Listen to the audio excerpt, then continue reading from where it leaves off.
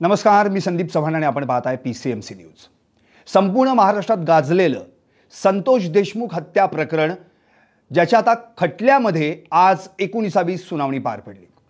पण आता मात्र तारीख पे देऊन नेमकं काय घडणार या प्रकरणामध्ये याकडे संपूर्ण महाराष्ट्राचं लक्ष लागून राहिलं होतं। पण आज आता थेट आपण संतोष देशमुख यांचे बंधू धनंजय देशमुख यांच्याशी फोनवरून संवाद साधला आणि त्यांच्याकडून मिळालेल्या माहितीनुसार येत्या 12 डिसेंबरला पुढील सुनावणी आहे आणि त्याच दिवशी चार्ज फ्रेम होणार आहे। म्हणजे आरोप निश्चिती होण्याची पूर्ण खात्री त्यांनी यावेळी दिली। म्हणजे याचाच अर्थ एक आत्तापर्यंतच्या या सगळ्या प्रकरणामध्ये जे तारीख पे तारीख दिलं जात होतं, म्हणजे 12 मार्चला पहिली सुनावणी झाली आणि आता येणारी 12 डिसेंबर ही तारीख, या दरम्यान केवळ आरोपींचे अर्ज सादर व्हायचे आणि त्या अर्जांवर आर्ग्युमेंट्स व्हायचे, मग पुढच्या आरोपीचा अर्ज। म्हणजे थोडक्यात काय, डिले टू ट्रायल आणि डिले टू ट्रेल अशा अँगलनी हा सगळा खटला सुरू होता। शेवटी याच प्रकरणाचे विशेष सरकारी वकील उज्ज्वल निकम यांनी तर एका स्पष्टपणे मुलाखतीत सांगितलं होतं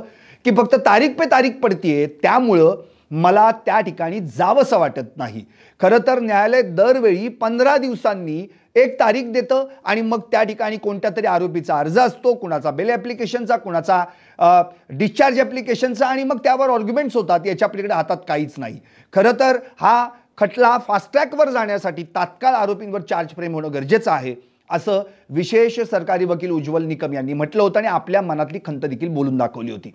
त्यानंतर आजची तारीख पडली। अर्थात आज उज्ज्वल निकम भले आज न्यायालयात गैरहजर असले तरी सहाय्यक विशेष सरकारी वकील बाळासाहेब कोल्हे यांनी मात्र आज खिंड लढवली।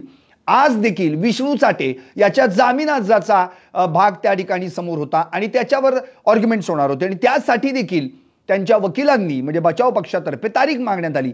मग मात्र न्यायालयानं स्पष्ट केलं की आता हे तारीख जी काही तुम्ही मागताय, आता हे किती वेळा हे सगळे आर्ग्युमेंट्स आणि हे सगळे अर्ज चालणार, आता काय असेल ते एकाच वेळी।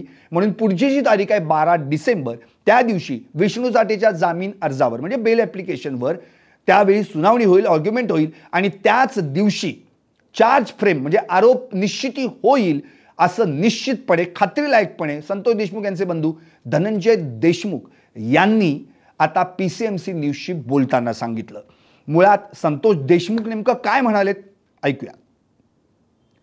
ऐकलत, एकंदरीत संतोष देशमुख यांचे बंधू धनंजय देशमुख यांनी हे देखील स्पष्ट केलं की येत्या 9 डिसेंबरला म्हणजे आता जी काही 20वी सुनावणी पार पडणार आहे 12 डिसेंबर रोजी, त्याच्या आधीच संतोष देशमुख यांच्या जाण्याला 1 वर्ष पूर्ण होत आहे। कारण की 9 डिसेंबर 2024 रोजी संतोष देशमुख यांची निर्घृण हत्या झाली होती।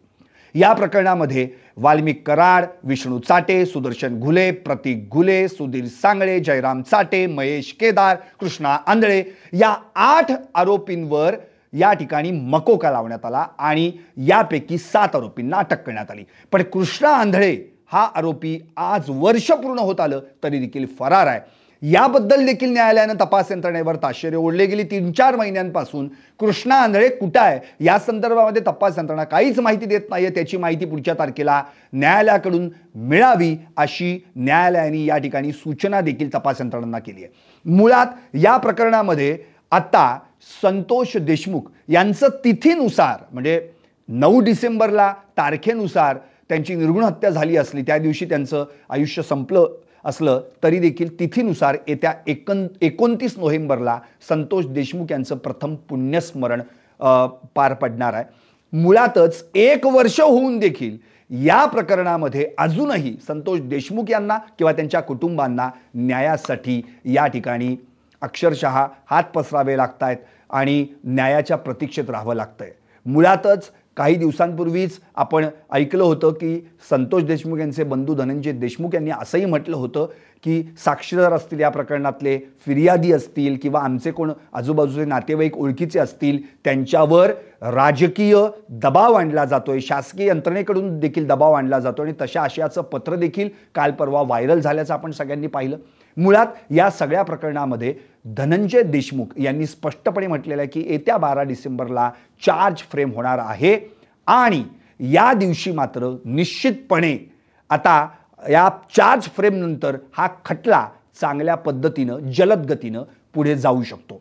खरं तर या प्रकरणामध्ये उज्ज्वल निकम 12 डिसेंबरला हजर राहण्याची शक्यता आहे, कारण त्या दिवशी चार्ज फ्रेम होण्याची शक्यता आहे. पण धनंजय देशमुख असं म्हणतात की भले त्या दिवशी ते गैरहजर राहिले तरी देखील चार्ज फ्रेम या वेळी होणार आणि असं स्पष्ट करण्यात आलेलं आहे. आता वाल्मिक कराड, विष्णू चाटे, सुदर्शन घुले हे जे 3 मुख्य आरोपी आहेत, या तीनही आरोपींचा आत्तापर्यंतचा डिस्चार्ज ॲप्लिकेशनचा अर्ज फेटाळण्यात आला आहे. शिवाय या प्रकरणामध्ये वाल्मिक कराड याचा जामीन अर्ज देखील फेटाळण्यात आला होता.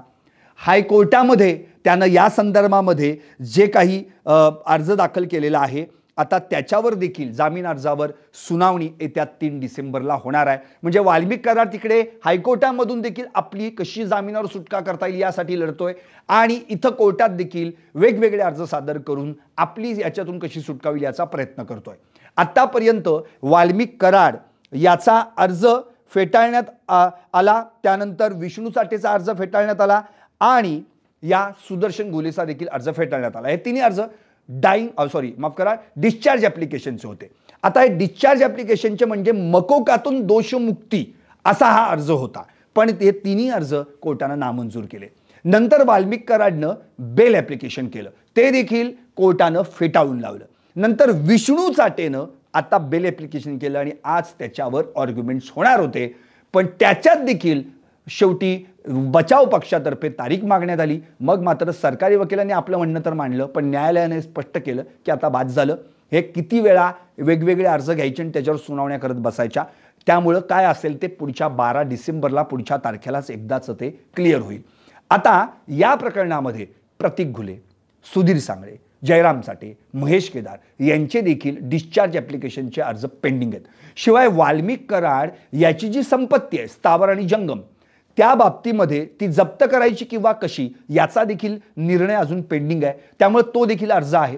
या सगळ्या अर्जांचं उत्तर आणि या आरोपींची निश्चिती म्हणजे आरोपी निश्चिती याचं उत्तर आपल्याला 12 डिसेंबरला निश्चितपणे मिळेल आणि हा खटला जलद गतीनं चालून याच्या लवकरात लवकर सुनावण्या होऊन संतोष देशमुख यांच्या कुटुंबियांना न्याय मिळेल अशी अपेक्षा करायला हरकत नाही. मुळात या प्रकरणातला सगळ्यात महत्त्वाचा गाभा हाच आहे, तो जाता आता सांगतो. संतोष देशमुख खून खटल्यातली पुढची तारीख आहे 12 डिसेंबर. 29 नोव्हेंबरला तिथीनुसार त्यांचं प्रथम पुण्यस्मरण या ठिकाणी केलं जाणार आहे आणि खरं तर 9 डिसेंबरला 1 वर्ष होत आहे पूर्ण संतोष देशमुख यांच्या हत्येला आणि 12 डिसेंबरला आरोप निश्चिती होण्याची शक्यता नवे खात्रीशीर वृत्त धनंजय देशमुख यांनी दिलंय. पाहत रहा PCMC न्यूज.